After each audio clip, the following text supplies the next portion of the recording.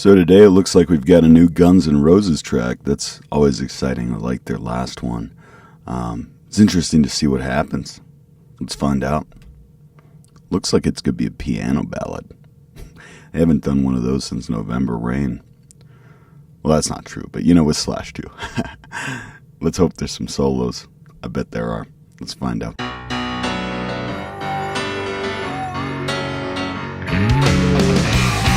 Perhaps I was wrong when I didn't see you. Perhaps I was wrong when I don't believe you. But I wanna know how it feels, or what it is to be you. I've been so upset. I'll bring this hate for day. It is wild to see these guys all aged, isn't it? Like Duff. I mean, they've all stayed in actually pretty good shape. Axl's gotten a little fat, but I mean, honestly, it's just weird, you know? It's just weird to see him old, you know? It's like, whoa, people get old. But damn, so far so good. Sounds like Axl's vocals actually held up. I've heard that people shit on him, and maybe live it's not the same, but, you know, sometimes, you know, people, you know, take people at face value. And yeah, Axl may look a little bit more haggard from the years, but he definitely sounds fun to me. And one thing that I have always said to people, because I'm a big fan of this band, right? But one thing that actually made me more of a fan was realizing that Axl sounds like the Green Goblin. And I mean Norman Osborn, played by Willem Dafoe. Like perfect Spider-Man. You know? Like, welcome to the jungle, Spider-Man. I mean, I'm just, you know what I mean? And that's one of the things that I love about him, you know, is that so many rock stars and musicians, they get out there and they want to be the superhero. What I like about Axl is, it seems to me that he wants to be the supervillain, and he plays that really well. And I find that to be theatrical and fun. Anyways, let's see what happens next. So far, this is pretty cool. You know, having listened to a lot of pop music and stuff, you know, there's a part of me that finds the instrumentation, you know, a little dull, I guess, you know, in terms of the fact that there's not a lot of, you know, different instruments, but that's because it's a hard rock band. But what I do find really relieving, on the other hand, is that we've got maybe more interesting chord progressions and riffs happening to compensate for that. And I think that is why I like rock music sometimes. Anyways, you know, I think it all has its place. Let's keep going. My sense of rejection, there's no excuse for my behavior.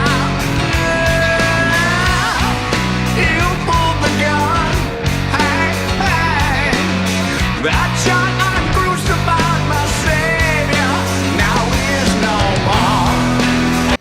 Well, I really liked the layover of Dolly Parton there. Am I right? Is that who that was? I think that was Dolly Parton. That's cool. I'm actually very curious. She's got a rock album coming out. Maybe it already did come out. I don't know. When is Guns N' Roses' new album coming out? Let me know. I will totally be so like on pre-save with that one. Because I love what Axl does creatively, and I love what Slash does instrumentally.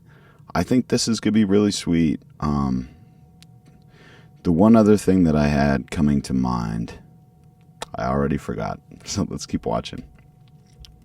Just like I was before, the way I used to be.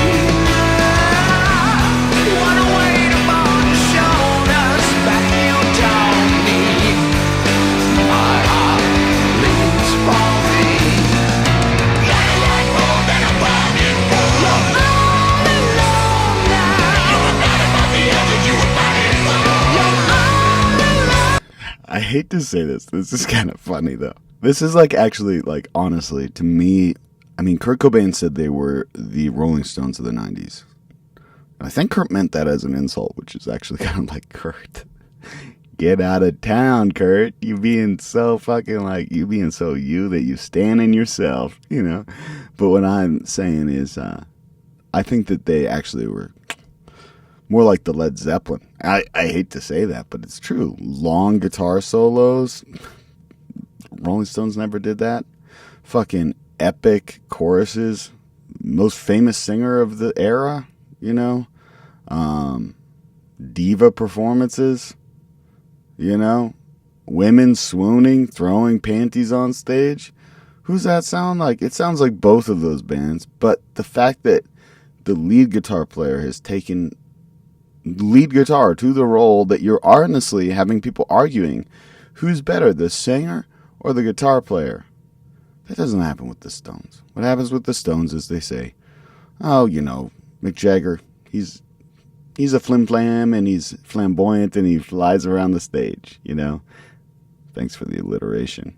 I hope you noticed. But you've got Jimmy Page on guitar in Led Zeppelin, and people go, oh, I don't know. Actually, I think, you know, and I think actually that he might be the leader of the band. He might actually be bringing the best solos to the table, the coolest look. Whereas with Keith Richards, it's like a rhythm player. And you're like, damn, he really locks it in solid. I don't know. They had that bad boy vibe, so I know what people are talking about when they make that comparison. But a lot of people, you know, Led Zeppelin to them is up here. To me, Led Zeppelin is like here, you know. It's kind of like every 80s band was inspired by Led Zeppelin. And yeah, they were great, but they're like not they're not God tier to me. They're like right with Guns N' Roses, you know.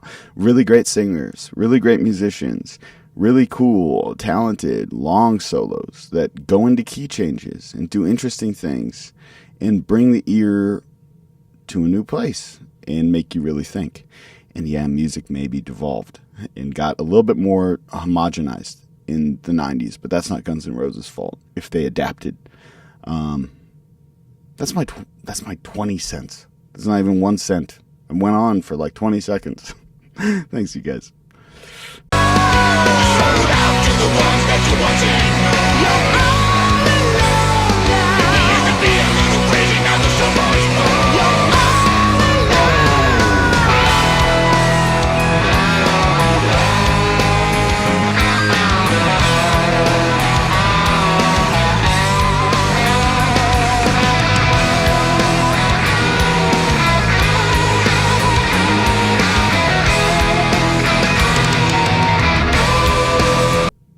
Can I take a minute and just say, like, not to bring the Led Zeppelin comparison again, but I always love how they add a bunch of reverb and echo to Robert Plant's voice and make him go into, like, the God realm right before the solo, and it's almost like he hears the solo from that realm.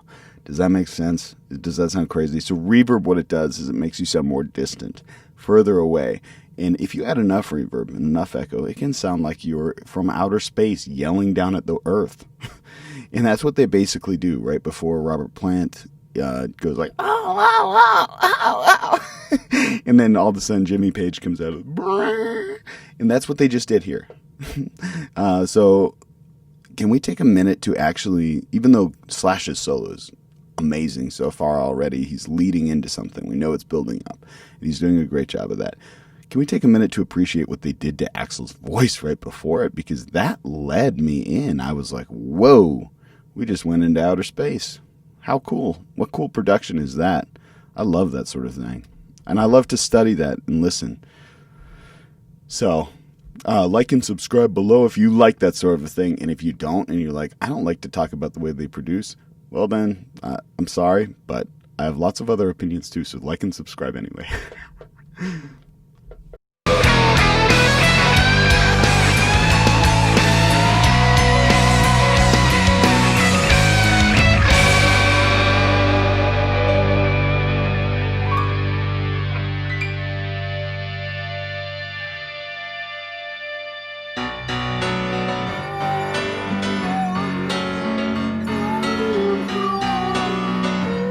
No.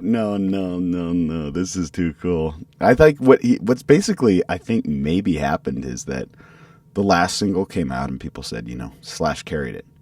And now Axl's kind of like, okay, I got to bring some new vocal effects, new like techniques, new ideas to the table. Make it so that it's about the singer too, and so that we can share the stage. And honestly, I think he did a great job with that. I think so far adding that phaser right there, bringing in that kind of, what's this song that they did? Estranged vibe of having, maybe 3/4 of the way through it goes down to just piano and then there's these vocals.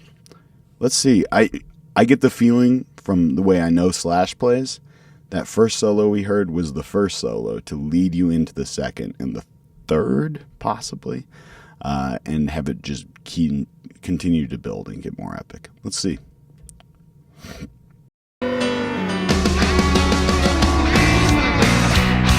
Perhaps I was wrong.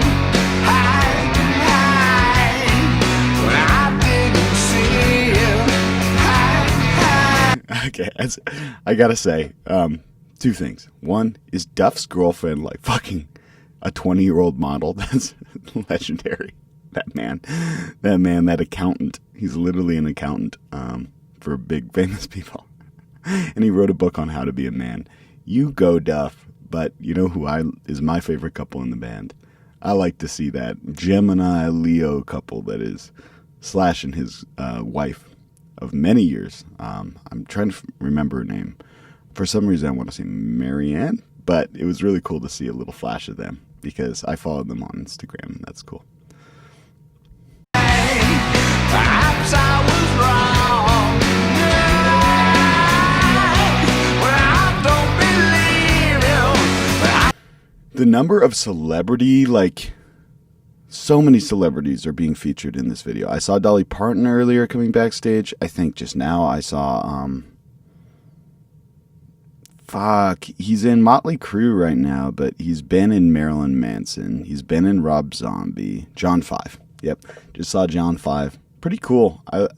It's kind of like a very homage kind of music video. Just them playing a rock show.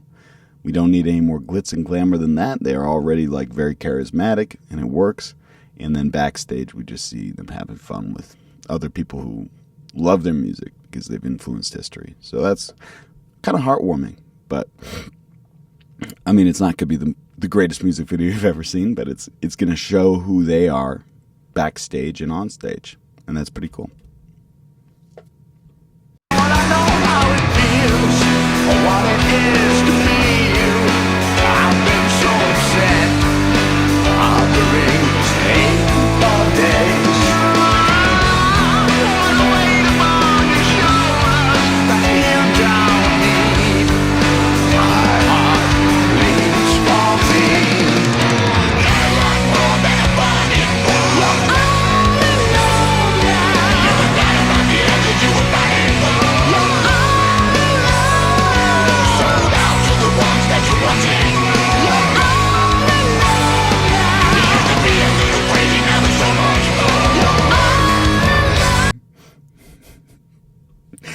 I love it. You know what I love about it? I love that they're trying to make Estranged and that they're trying to get back to that feeling because it's definitely got that feeling in this build that da da da da da da da da da da da. Yeah, I mean, that's catchy and that's really cool and it's a nice build up. And I just hope that if they make an album, they've got lots of songs like this. And I can't believe it's 3 minutes because it already is giving that throwback to some of their more 6-minute, 5-minute, maybe even, I don't think they pushed it further than that in the 90s, but, some of those 6-minute songs were epic. And this has an epic feel, even though it's only 3 minutes.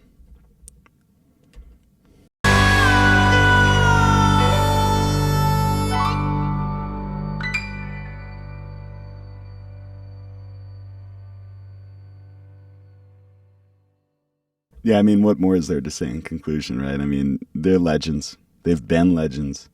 They'll be legends. And we've all been dying for these guys to reunite and release another album. We're hoping for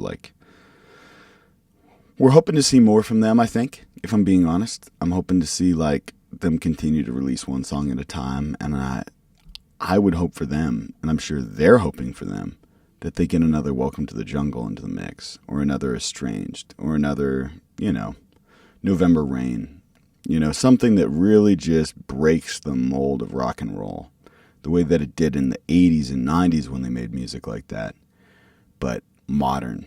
And I think this was already pushing towards that, so let's see them continue to push the boundaries and continue to be themselves in a new way, in a modern way, writing in a shorter, more ADHD environment, and bringing new ideas to the table and rocking out. So, thanks so much, you guys. Cheers.